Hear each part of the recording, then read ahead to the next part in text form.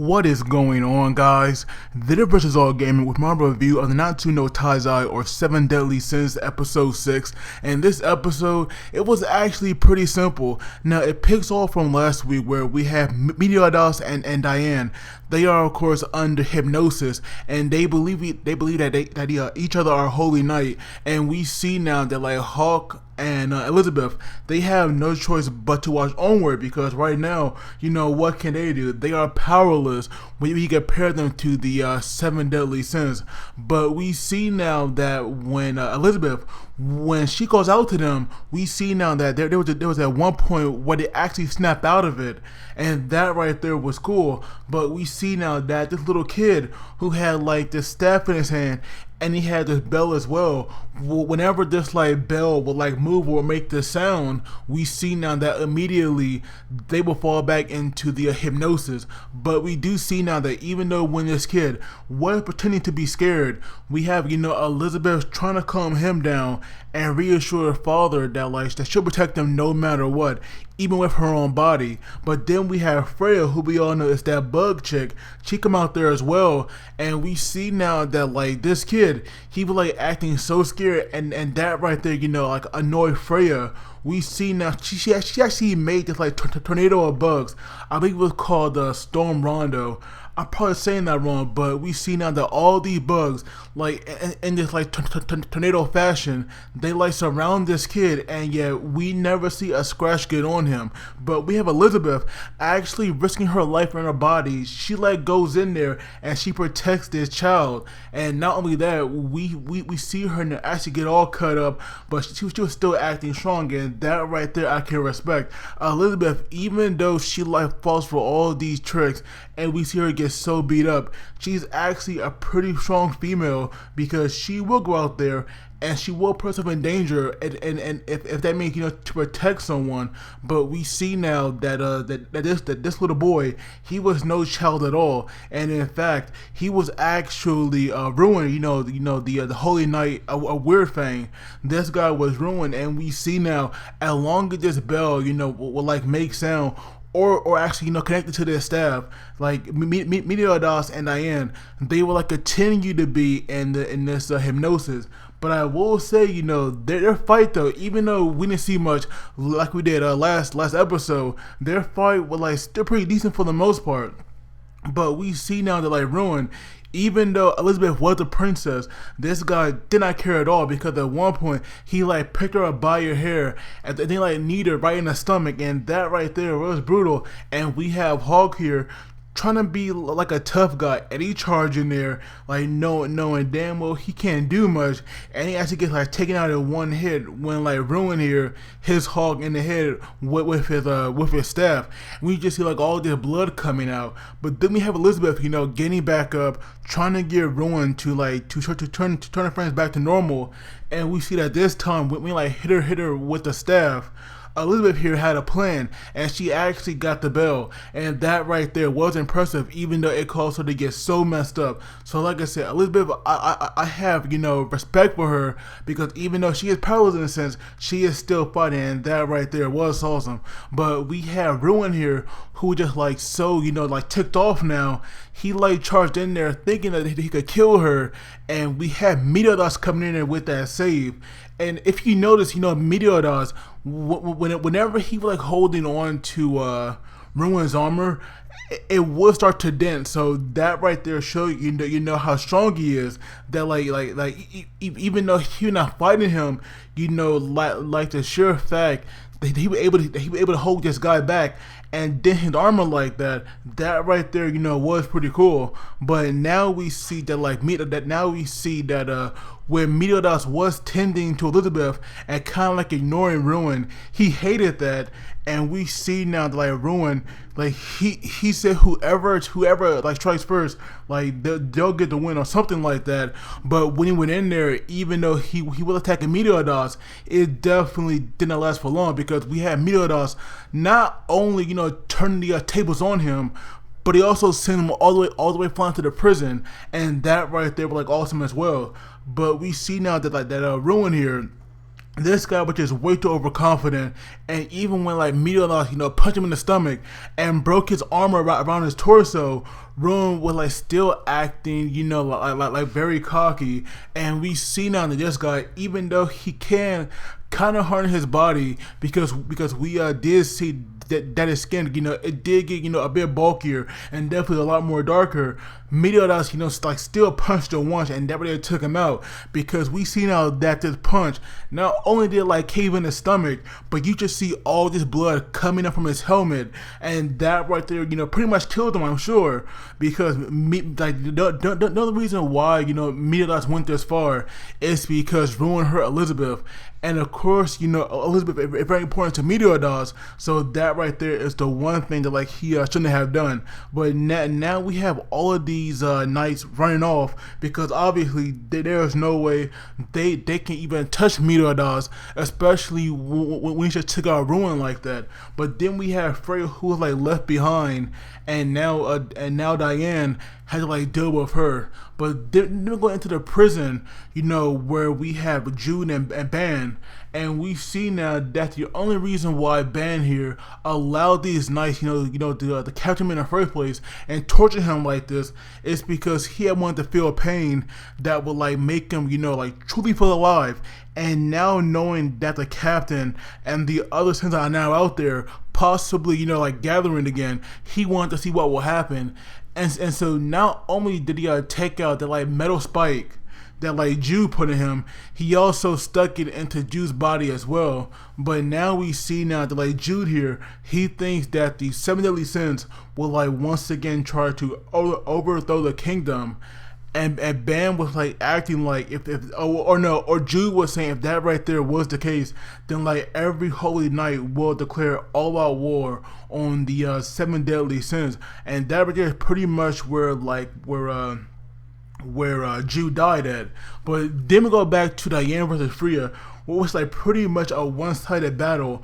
We didn't even see it. We only saw like the aftermath of it, where Diane had like squashed Freya like she was a bug, which is like kind of ironic because she does use bugs, and she also, like wears like a very bug appearance like kind of armor. But there with this sound she was making, like she made this sound twice in the episode. I can't really, do it myself, but that sound though, that crap was hilarious. I was dying when I heard that sound, because to me it was just so freaking funny. But I do find it ironic though, like how she uses bugs and look like one, and that right there kind of caused her to get like a bug treatment when it came to her losing. That right there was like really hilarious to me. But now we see that Elizabeth, she definitely needs some medical attention, because obviously, right now she can hardly move. And even though they want to take her back to the village, and, to get a doctor to check her out, she actually, wants to go with them. And so right away, well, like after a little bit, Diane does cave in and she puts her in a bag, so Elizabeth can't come with them. But then we have this one guy who pretending to be that child's father. He was like stalked by Hawk, and we learn now that he was that he actually was a knight from that prison. And so obviously he knew where the doctor's daughter was, because they also came there, to save her as well. And so now we see that after he got the info and all of them joined up, they all went inside the prison. But that right there, was a trap, or it was supposed to be, because what's the name, Gogias, he actually had some kind of ball, and when he used it, it had unleashed a spell. And we see now like this black fog or black gunk, whatever you want to call it, but it pretty much, it covered the entire prison. And that right there was supposed to be, or was supposed to, seal them all in that prison forever. And so that spell now, I believe it was called Eternal Seal Spell. And we see now that like even though it was supposed to seal them, it obviously didn't work in the end. But we do see now that when they eventually, find the doctor's daughter, and we see her sleeping, when she wakes up, all you see is like this giant hand coming toward her, and she like screams. And that right there was hilarious. But at least she was saved, even though she had passed out. And so now that she was taken care of, the only thing they had to do was to find Ban, which luckily did not take long because Ban was like walking right toward them. And so we see now first there was like this heavy tension here between Ban and Meliodas, and like even Hawk was like kind of worried. But then we see now that immediately they go into like they're like best friend mode, and they're like very happy to see each other. But then they get like to the roughhouse mode, and we see now that like both of them were sent flying through walls, and so it's like kind of crazy how strong they are. And then we see they have like this arm wrestling contest, and that right there destroyed the entire prison, which like pretty much freed them, like from that spell. So that right there, shows you how strong they are, because they were like roughhousing, and they made that spell go away so easily. So obviously, either even the sins are very overpowered, or that spell definitely was just not that good. But obviously, like after they had left the prison, all the knights had left, and we even have Goliath. When he saw that he was gone, he said, I am retreating temporarily. This guy was just out of there, because obviously there was no way he could win, especially when their leader, who I think was like ruined, had already fallen. So he got out of there, and now we see now that when they went back to the doctor, we see that the doctor is alive, and his wound was actually healed in a very similar fashion to Meliodas. And so that right there, like was a bit surprising, because he probably should have died from that, and yet he was healed. And even though it was definitely not in the episode how he survived, I will say that if you all read the manga, then you already know how he did survive that. But now we have Elizabeth. She's now taking care of her and she's resting, and we have Ben who like took over her room.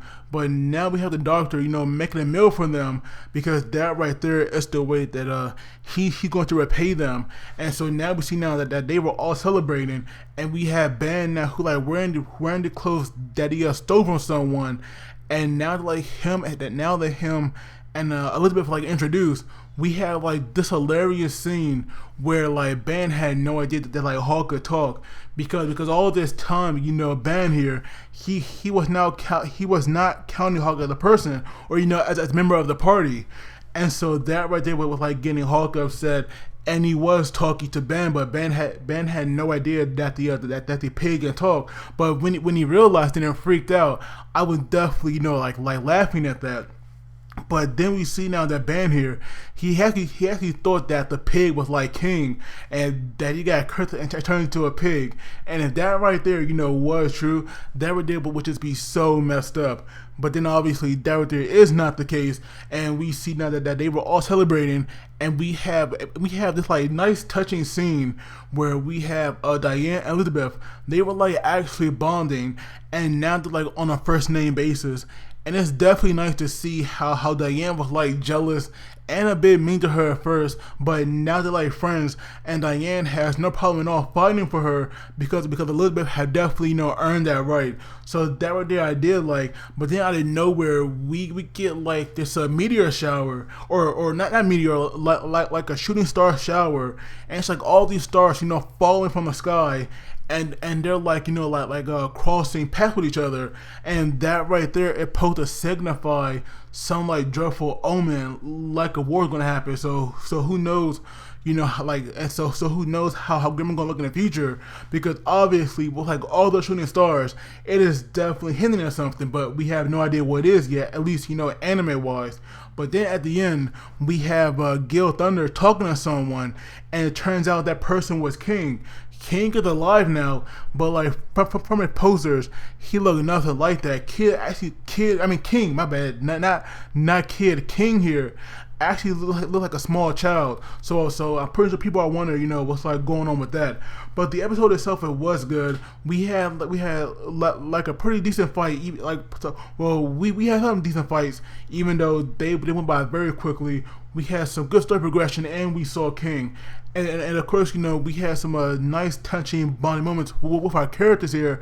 And so for the episode overall, I'm going to give it an 8 out of 10.